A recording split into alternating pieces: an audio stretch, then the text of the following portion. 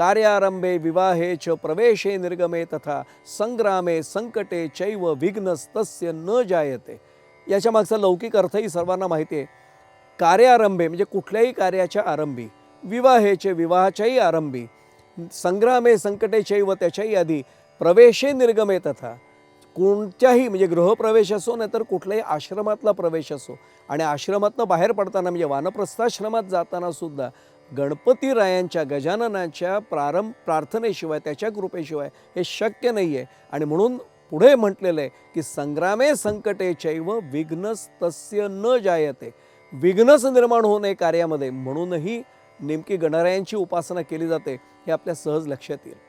त्यातही उत्पत्ती स्थिती आणि लय यांच्या देवतांचा म्हणजे ब्रह्मा विष्णू आणि महेश यांचा उगम हा ओंकारातून झालाय, प्रणवातून झालाय। म्हणून तो तुकाराम महाराजांचा अभंग आपल्या सर्वांना माहिती आहे, ओंकार प्रधान रूप गणेशाचे हे तिन्ही देवांचे जन्मस्थान।